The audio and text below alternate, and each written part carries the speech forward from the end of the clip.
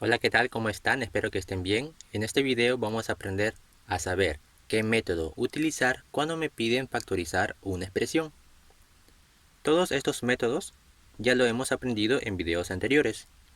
Entonces, para saber qué método utilizar, el primer paso que se recomienda es averiguar si la expresión tiene un factor común, ya sea este un factor común monomio o un factor común polinomio. En caso no se pueda factorizar por este método, lo segundo que tienes que emplear es saber si esa expresión se puede factorizar por una diferencia de cuadrados, una diferencia de cubos o una suma de cubos.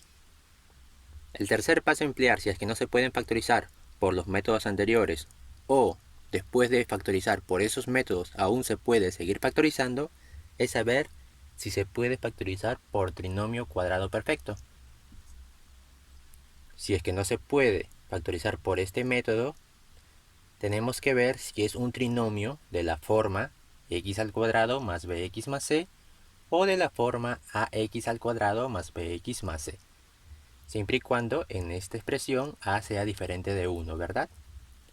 En caso no se pueda, como última opción, si es que tu polinomio tiene más de 4 términos, ver nuevamente si se puede factorizar por factor común monomio o polinomio o empleando cualquier método del aspa, ya sea este método del aspa simple, aspa doble especial, etc. Veamos entonces un primer ejemplo.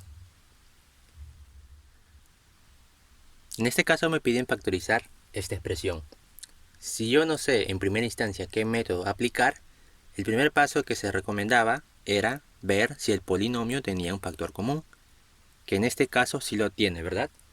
El 5 se repite en ambos términos, la a no se repite, pero mi b sí se repite.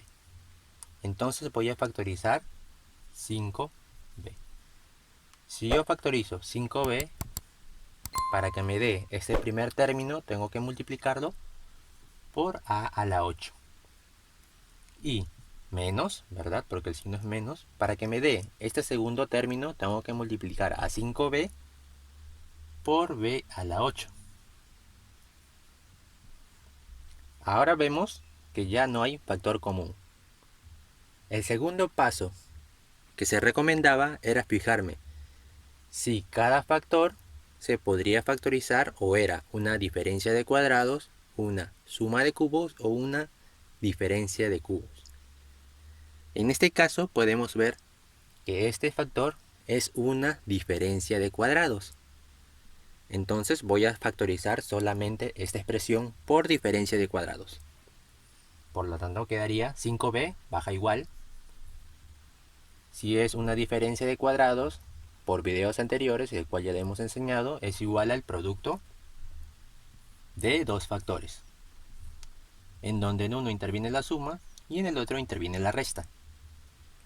El primer término en ambos factores va a ser igual a la raíz cuadrada de mi primer término en mi diferencia de cuadrados.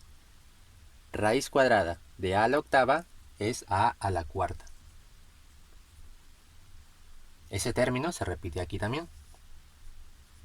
Ahora, mi segundo término va a ser igual a la raíz cuadrada, pero de mi segundo término, que es b a la octava. La raíz cuadrada de b a la octava es b a la cuarta. Ahora vemos que este factor es primo, este factor también es primo, pero este factor también es una diferencia de cuadrados.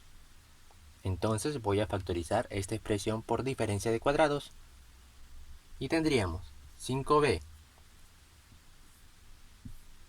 por a la cuarta, b a la cuarta. Si es una diferencia de cuadrados, si yo factorizo, va a ser igual al producto de dos factores, en el cual uno es suma y otro es resta. El primer término es la raíz cuadrada de mi primer término y mi diferencia de cuadrados. Raíz cuadrada de a la cuarta es a cuadrado. Y mi segundo término es la raíz cuadrada de mi segundo término en mi diferencia de cuadrados. Raíz cuadrada de b a la cuarta es b cuadrado. Ahora, seguimos viendo que obtenemos una diferencia de cuadrados. Entonces sigamos aplicando el método de diferencia de cuadrados. Tendríamos 5b a la cuarta, b a la cuarta, a cuadrado, b cuadrado,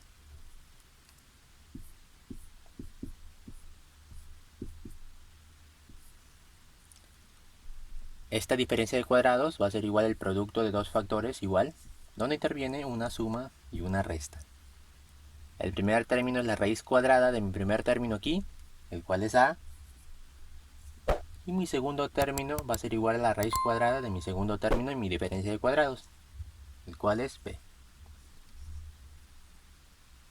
Ahora, si se recordarán, del tercer paso hacia adelante es si mi factor tendría 3 o más términos. Pero en este caso mis factores solamente son binomios, por lo tanto, si yo factorizo esta expresión, quedaría de la siguiente forma. Veamos un segundo ejemplo. Me piden factorizar esta expresión. El primer paso para saber qué método aplicar es fijarme si tiene un factor común. Polinomio. Me piden factorizar esta expresión. El primer paso era fijarme si hay un factor común monomio o polinomio. En este caso, el factor común es a, ¿verdad? Ese es el primer paso de todos. Voy a factorizar a. Si yo factorizo a, quedaría a por, para que me dé esta expresión, x al cuadrado, para que me dé esta expresión, 11x, y para que me dé esta expresión, 28, ¿verdad? El signo es positivo y positivo. Ahora, el segundo paso era fijarme si existía una diferencia de cuadrados, una diferencia de cubos o una suma de cubos, pero eso solamente existe cuando hay dos términos. Entonces pasemos al siguiente paso. El tercer paso era fijarme si mi expresión era un trinomio cuadrado perfecto. Como ustedes sabrán, para que sea un trinomio cuadrado perfecto, una vez ordenado mi trinomio, el primer y último término tienen que tener raíz cuadrada. Y el segundo término sería el doble producto de esas dos raíces. Pero en este caso, mi tercer término, que es 28, no tiene raíz cuadrada. Por lo tanto, no es un trinomio cuadrado perfecto. El cuarto paso era fijarme si mi trinomio era de la forma x al cuadrado más bx más c o ax al cuadrado más bx más c. Y en este caso vemos que este trinomio es de la forma x al cuadrado más bx más c, ¿verdad? Donde b en este caso sería 11 y c sería 28. Por lo tanto, voy a factorizar por ese método. Aplicando ese método me dice que mi trinomio va a ser igual al producto de dos factores. El primer término en ambos factores va a ser igual a la raíz cuadrada de mi primer término en mi trinomio. Raíz cuadrada de x al cuadrado es x. El signo aquí, en mi primer factor, va a ser igual al signo de mi segundo término en mi trinomio. Positivo, positivo. El signo aquí va a depender del signo en mi tercer término de mi trinomio. Si era positivo, estos dos signos tendrían que ser iguales. Si es negativo, tendrían que ser diferentes. En este caso es positivo, por lo tanto, tienen que ser iguales. Ahora, estos dos términos o dos números que van a colocarse aquí tienen que ser igual a dos números cuyo producto me dé 28 y cuya suma me dé 11. ¿Cuáles son esos números? Pues 7 y 4, ¿verdad? ¿Por qué? Comprobemos. No se olviden que el mayor aquí y el menor aquí. Más 7 por más 4 es más 28. Y más 7 más 4 es más 11. Por lo tanto, esos son los números correctos. Ahora, no podemos aplicar los siguientes pasos porque ya sabíamos que del tercer paso hacia adelante eran para aquellos factores que tenían 3 o más términos. pero en este caso solamente tenemos binomios, ¿verdad? Entonces, como estos factores ya no se pueden factorizar más, la factorización de esta expresión es igual a esta de aquí. Entonces, lo que tienes que saber son los métodos para factorizar. En caso tú ya lo sepas, pero no sepas qué método aplicar cuando te piden factorizar una expresión, te puedes apoyar en los pasos mencionados al principio.